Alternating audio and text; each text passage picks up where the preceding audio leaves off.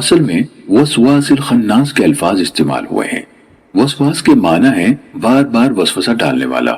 اور وسوسے کے معنی ہے پے در پہ ایسے طریقے یا طریقوں سے کسی کے دل میں کوئی بری بات ڈالنا کہ جس کے دل میں وہ ڈالی جا رہی ہو اسے یہ محسوس نہ ہو سکے کہ وسوسہ انداز اس کے دل میں ایک بری بات ڈال رہا ہے۔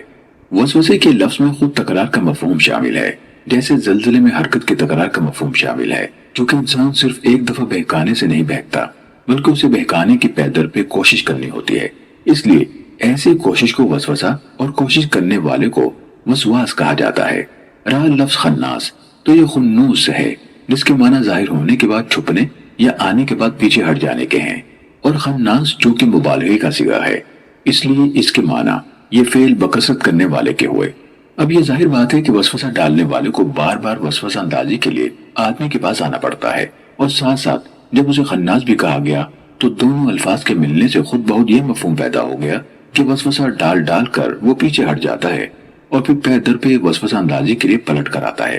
بالفاظ دیگر ایک مرتبہ اس کی وسوسہ اندازی کی کوشش جب ناکام ہوتی ہے تو وہ چلا جاتا ہے، پھر وہی کوشش کرنے کے لیے دوبارہ سے بارہ اور بار بار آتا رہتا ہے۔ وسواس الخناس کا مطلب سمجھ لینے کے بعد اب اس بات پر غور کرنا چاہیے کہ اس کے شر سے پناہ مانگنے کا مطلب کیا ہے۔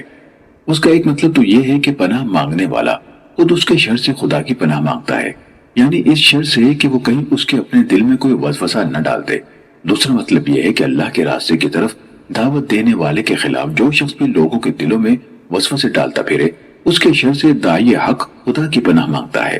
داعی الی الحق کے بس کا یہ کام نہیں ہے کہ اس کی ذات کے خلاف جن جن لوگوں کے دلوں میں وسوسے ڈالے جا رہے ہوں ان سب تک خود پہنچے اور ایک ایک شخص کی غلط فہمیوں کو صاف کرے۔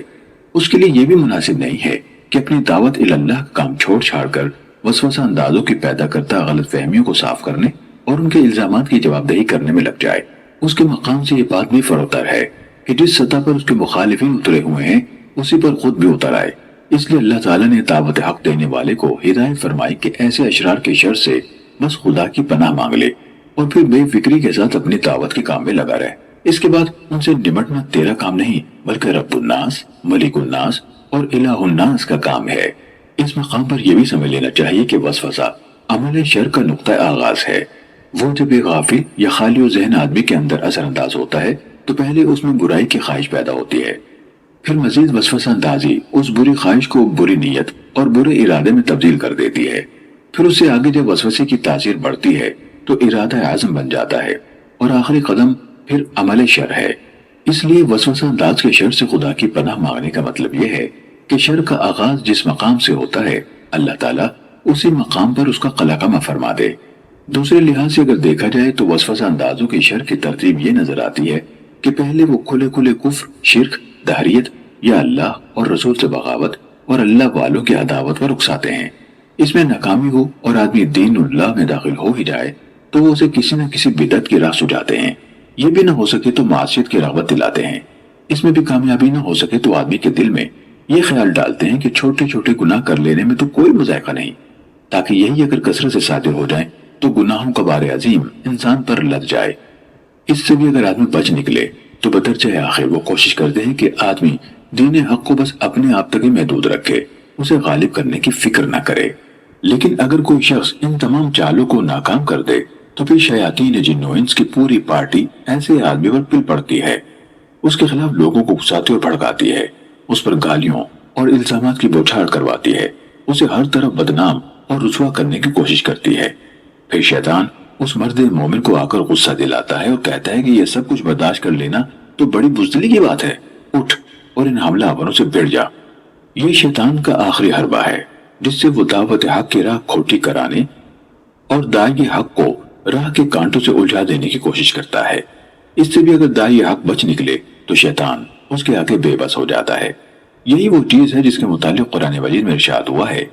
وَإِمَّا يَنزَغَنَّكَ مِنَ الشَّيْطَانِ نَزْغٌ فَاسْتَعِذْ بِاللَّهِ، اور اگر شیطان کی طرف سے تمہیں کوئی اکساہٹ محسوس ہو تو اللہ کی پناہ مانگو۔ وَقُلْ رَبِّ أَعُوذُ بِكَ مِنْ هَمَزَاتِ الشَّيْطَانِ، کہو میرے پروردگار میں شیاطین کی اکساہٹوں سے تیری پناہ مانگتا ہوں۔ پھر فرمایا إِنَّ الَّذِينَ اتَّقَوْا إِذَا مَسَّهُمْ طَائِفٌ مِّنَ الشَّيْطَانِ تَذَكَّرُوا فَإِذَا هُمْ مُبْصِرُونَ، جو لوگ پرہیزگار ہیں ان کا حال تو یہ ہوتا ہے کہ کبھی شیطان کے اثر سے کوئی برا خیال انہیں چھو بھی جائے تو وہ فوراً چونک جاتے ہیں اور پھر انہیں صحیح راستہ صاف نظر آنے لگتا ہے۔ اور اسی بنا پر جو لوگ شیطان کے اس آخری حربے سے بچ نکلے ان کے بارے میں اللہ تعالیٰ کا ارشاد ہے وَمَا يُلَقَّاهَا إِلَّا ذُو حَظٍّ عَظِيمٍ، یہ چیز بڑے نصیبے والے کے سوا کسی کو حاصل نہیں ہوتی۔ اس سلسلے میں ایک بات اور بھی نکاح میں رہنی چاہیے، وہ یہ کہ انسان کے دل میں وسوسہ اندازی صرف باہر سے شیاطین جن و انسی نہیں کرتے بلکہ اندر سے خود انسان کا اپنا نفس بھی کرتا ہے۔ اس کے اپنے غلط نظریات اس کی عقل کو گمراہ کرتے ہیں، اس کے اپنی ناجائز اغراض و خواہشات اس کی قوت تمیز اور قوت ارادی اور قوت فیصلہ کو بدرہ کرتی ہیں، اور باہر کے شیاطین ہی نہیں، انسان کے اندر اس کے اپنے نفس کا شیطان بھی اس کو بہکاتا ہے۔ یہی بات ہے جو قرآن میں ایک جگہ فرمائی گئی ہے وَنَعْلَمُ مَا تُوَسْوِسُ بِهِ نَفْسُ، اور ہم اس کے اپنے نفس سے ابھرنے والے وسوسوں کو جانتے ہیں۔ اسی بنا پر رسول اللہ صلی اللہ علیہ وسلم نے اپنے مشہور خطبہ مسنونہ میں فرمایا ہے نعوذ باللہ من شرور انفسنا، ہم اللہ کی پناہ مانگتے ہیں اپنے نفس کی شرارتوں سے۔